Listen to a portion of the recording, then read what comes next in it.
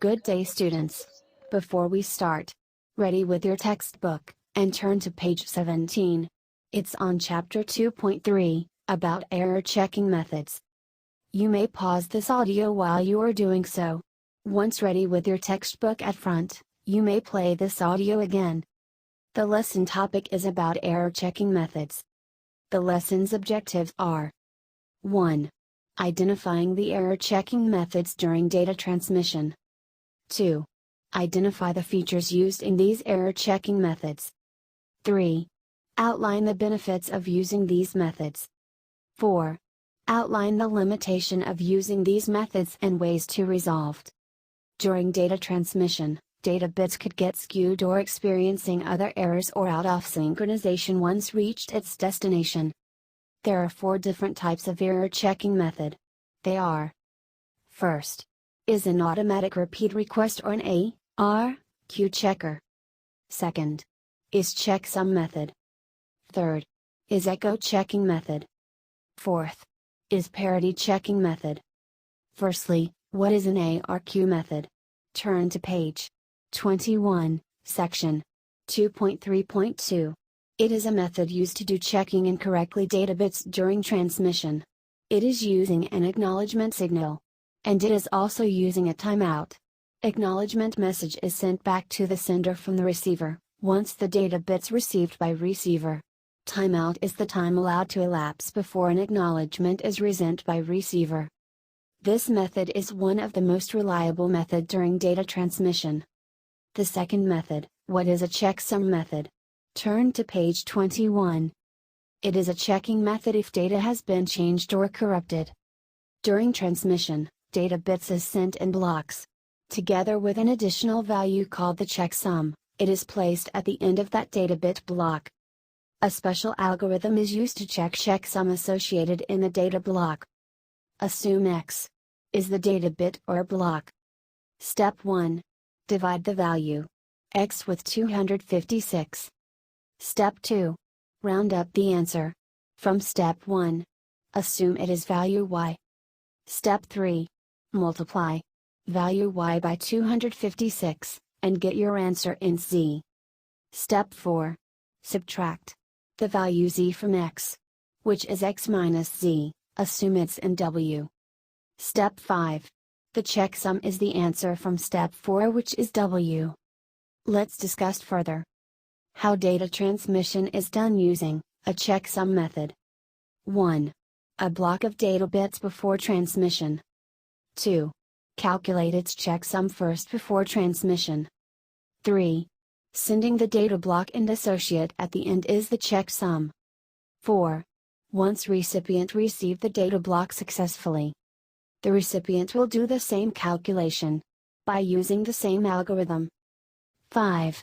The recipient's checksum will be compared with the checksum associated within the data block. If it does not match, meaning error has occurred, else no error occurred. 6. The recipient will send a request for the data to be retransmitted. Checksum method is one of the most effective method used in checking method. Next we further add discussion on the third method. What is echo check method? Please turn to page 22. In echo check method, the steps is explained as below. 1. Data bits are sent to the recipient or receiver. Then, the recipient will send back that data bits to the sender. Next, the sender compares the 2 data bits. If the 2 sets of data has a mismatch, mean error exists during transmission. Else, if data bits matches to one another, meaning there is no error during transmission. However, this method is not really reliable. Either ways of transmission an error could happen. An error could exist during sender sent data to recipient. Or, an error could exist during the recipient sent back the data to sender.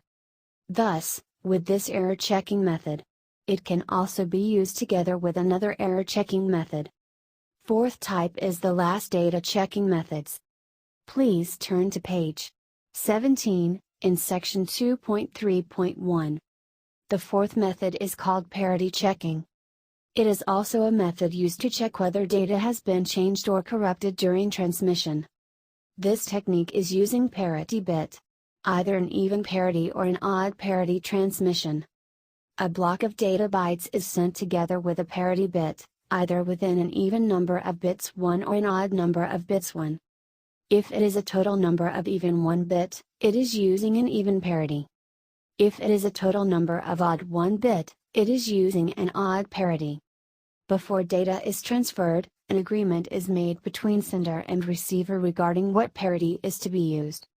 Example 1. If a byte has been transmitted from device A to device B using even parity, an error would be flagged if the byte received had an odd number of 1 bits at the receiver's end. Example 2. If it is agreed to use an odd parity, a set of data bytes which is 1, 1, 1, 0, 0, 0, 1, it will have an end parity bit of 1. This makes it a total of 5 of 1 bit. Thus the data is correct because it has an odd parity totals. Example 3. If it is agreed to use an even parity, a set of data bytes is sent, which has bits of 0, 0, 1, 1, 1, 1, 1. It will have an end parity bit of 1. This makes a total of 6 of bit 1s. Thus there is no error exist during transmission. It is so obvious. Any of the data bits could has been changed.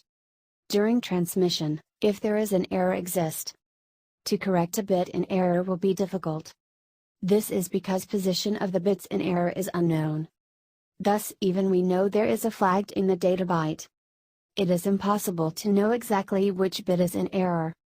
In this situation, this checking strategy has been improved. It can be solved by using so-called parity blocks. Please turn to page 19 of your textbook. A parity block. What is it? A method used within parity checking during data is transmitted. This method is to find the exact location of bits or bit in error. The checking is done in both ways, horizontally parity check and vertically parity checking. Thus parity bytes existed in horizontal row as well as vertical column. This technique not only spot an error, it also give the position where error existed. The concept is the same. Upon agreed by both sender and receiver, an even or odd parity is used. Count up the number of bit 1 in the series of data bytes, counting horizontally as well as counting vertically. If there is a mismatch in the total number of bit 1, the column and the row of the skewed bit is spotted. Thus it is possible to correct the error bit by the receiver. The receiver will relay a message signal, to let sender know.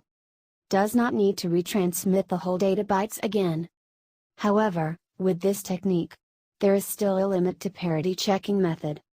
The limitation is, if there are more than 2 bits are in error within the data bytes, the data transmitted is still retaining the correct parity bit. This may assumed by receiver that the data byte sent has no error. Example. It is agreed to use odd parity.